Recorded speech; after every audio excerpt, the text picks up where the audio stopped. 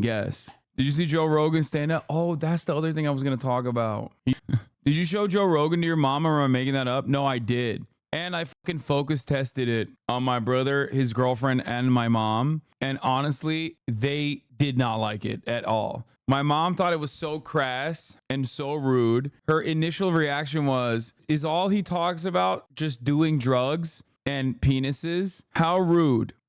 That was her initial take. There was a couple funny moments in there which were shocking. Like the TSA line was a bar where he's like talking about how he's high, and he has a TSA officer come up to him and he's like, this is the point where I'm going to use the back of my hand on your crotch area. And like the thing that he said there is exactly a thought that I've had as well, where I also have had that thought in my mind. I'm like, what difference does it fucking make for me that you're using the back of your hand? You're still touching my dick. That was funny, except he literally did that right after he did a "did you just assume my gender" joke, which was not even a joke at this point. It's like, it's 2024, man. Come on, dog. Come on, dude. Like, what's the name of the dude on the right? It's Bassem Youssef. Yeah, I prefer the back of a hand personally, sure. Yeah, a lot of his jokes, like, he kind of reminded me of Cenk a little bit when he gets like really riled up and he's like, oh, he does a lot of like physical comedy the older he's gotten. I mean, I guess he was always a bit of a stool fucker, but like, why are you guys saying, huh? It's like when you hump a stool. Like, it's when you do over the top physical comedy because your humor isn't funny. Hassan Boomer confirmed. Get on up. Get on up. No. And by the way, when you see someone moving around like that on stage, I will bet you every penny I have they're not funny. Suffer in the corner of the couch. Oh, you fucking. Fuck. Is that the equivalent of a guy stool fucker? There's not a lot of women Shah that can has do kind of that, an though. elitist approach to comedy. It's quite interesting. He likes bars, he says. He likes jokes. He doesn't like stool fucking. How does this work? When he comes, his whole body just erupts. Anytime I saw someone miming having sex, pumping air, Yeah. I would just go, not funny. No. It was just like, it was a sign of like, But what if there's a bit where you have to mime pumping air? Stool fucking, if it's the right bit, can be funny. Really? But it has to be a real comic with a real reason to fuck that stool. There has to be something to it. Why do you do that? It looks dumb, all right? This is just being gay. That's all. Ass in the air. That's it. There's got to be a bit. pumping air? Yeah, but you mean like there's got to be screwing pumping? some bits. What? But who doesn't know what that looks like? Why do you need to pump? Maybe there's a reason.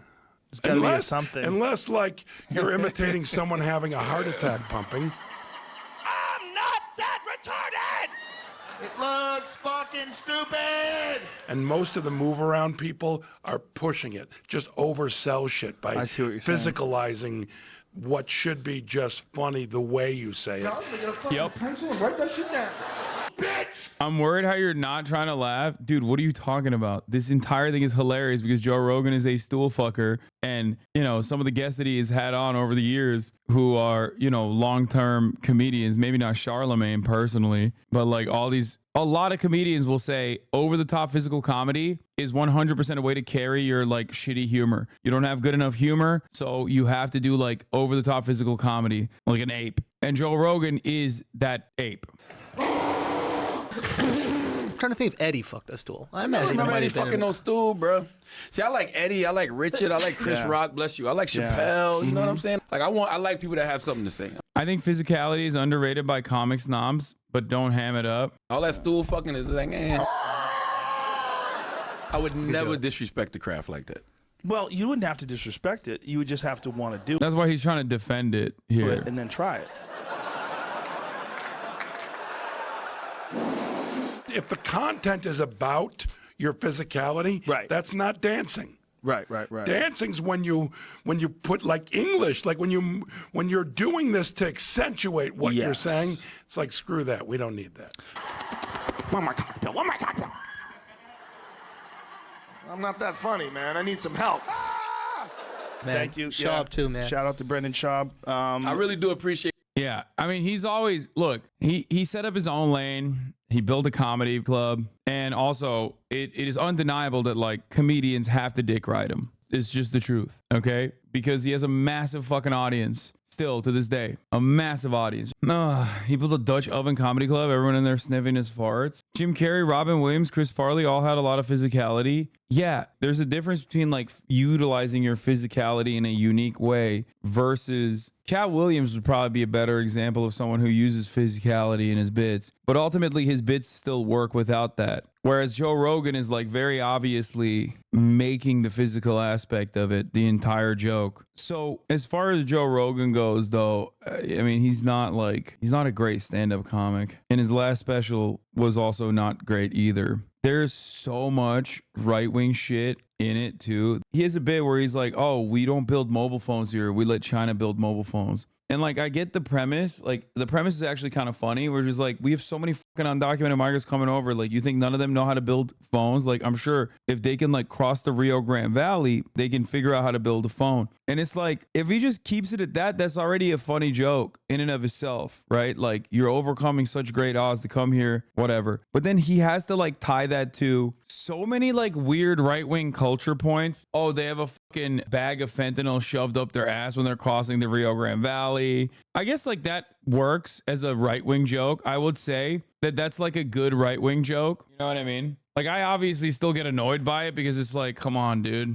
Like, that's not how this works. But can't right-wing also be funny? Comedy can connect everybody no matter politics. As a joke, it still is different than just doing the, did you just assume my gender? Like, that's a funnier joke as a standalone joke with its structure, the way the sentences are arranged, the way the words are arranged. And that's like the most I'll go to as far as like a right-wing joke that can be funny. But even then, it's just, it's unnecessarily adding like fat to it in an effort to be fucking right wing. So like, you could shave that off and it would still be funny. If anything, it'd be funnier because you're getting to the point faster. And then he's like, oh yeah, they've never heard of a union. Like, he's like, a Guatemalan's never heard of a union. It's like, why do you care about that? Like, I thought you were supposed to be pro working class, you know? But beyond that, I think like his hyper obsession as a 60-year-old man talking about like the pregnant guy emoji. Like, come on, dude, it's a fucking emo, bro. You're literally 60. Like, who gives a oh, men can't get pregnant. Men can't get pregnant. It's like, dude, no one cares about this. Why are you still harping on this? Making COVID jokes.